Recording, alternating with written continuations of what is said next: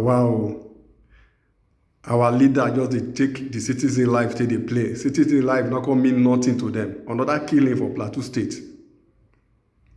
Another killing for Plateau State. Wetin dey happen? How long it go take our government to set up state police and local police and vigilante, make everybody guide their border? This killing is too much.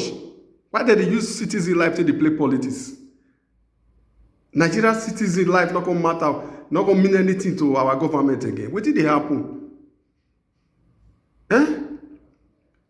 Just listen to Rufai of Arise News and this other guy, the way they talk about this matter. You'll see the truth. Wetin dey happen? Just watch this video. Watch the video. Intelligence, we will not be able to react as we should. We certainly do reiterate the call for calm and condole with those who are now bereaved. May the souls of the departed rest in peace. May the souls of the departed rest in peace. But it is, of course, important that the governors step up. I've been saying this. This is a theme now, right? Rufai had that great interview with the governor of Zamfara that we aired yesterday. Insecurity was part of the conversation. We've talked, well, this is the third time now, or fourth time in about a week where we'll be talking about Benue later on today. Then you've got the situation in Plateau State. I don't know how many people listen to Sean Price. He's passed away, unfortunately, but he was on an album called Random Acts, which was a group they formed. And there's a particular song called The Hex. He has this line. He says, I'll pull out the piece and pop you, Papi, and you probably want peace like Mahatma Gandhi. There's a double entendre there where he's talking about peace like a gun, and you want peace like Gandhi, who was big on civil disobedience. I think about that line a lot when I think about the dichotomy of governors in Nigeria. They keep talking about how, security is really up to the federal government. I can't do much. But when you see a governor's convoy, try and step up and see if you can reach for a governor or touch him. You probably get shot on the spot, right? So when it comes to their personal convoys and when they move around, they've got the best security of anybody else. But then when insecurity happens in the country, they start appealing for peace. The buck stops with the governors, and I'm very much behind the president in telling the Plateau State governor that you need to step up and you need to improve. And this goes for Plateau State, it goes for Benue State, it goes for Zamfara, it goes for everywhere else. You are the executive governor, you're the CEO. Secure your states, get money, borrow, do what you can, get drones, get into the communities. The governors have to do better.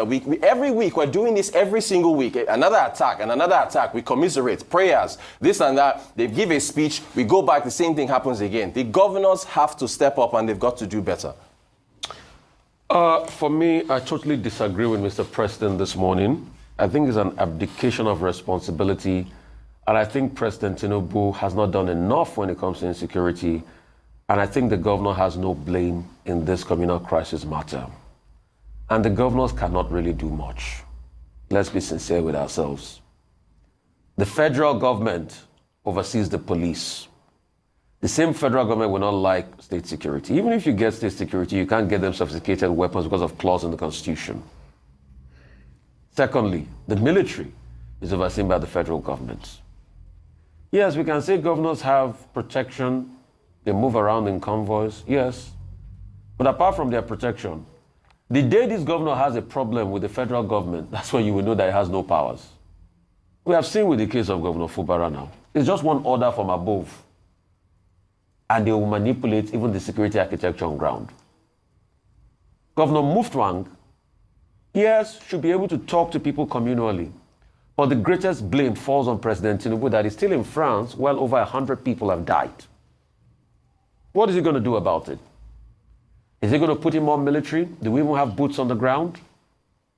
Little over 200 or 300,000 soldiers, less than 400,000 police officers, for a population of over 200 million. Are those areas effectively covered? What's the reconnaissance like? So once people got intelligence there were going to be a reprisal attack, what was done to forestall the reprisal attacks? Who fights back? You put a vigilante team in there, they will complain of high-handedness at some point.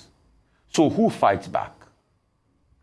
Who is able to protect the people of Bokos, Manga, Mangu, and a couple of other areas? And the people around the Rigwe area. All of this should go back to the president. Look at all the security personnel there, the military, the civil, what's it called, defense and everything. All of them get instruction from the President of the Federal Republic of Nigeria. The governors are the chief security officers in name and only when they are in alignment with the government of the center. So you see, a governor that pretty much gets his way by is in alignment with the government of the center. If the government of the center want to mess you up, you will see what happens. Before you know it, they withdraw security so quickly from you. So there's no true level of, federalism. And I hate to use the word true federalism because it doesn't exist in the first place. The solutions will be number one. How do we put a response force across local government areas that can alert people when there are these attacks so that they can be repelled quickly? Secondly, are we going to put some vigilante units on the ground, and who is going to be able to fund them? Thirdly, the intercommunal conversation and all of that. Most importantly, these people that come to attack, how do they get the weapons?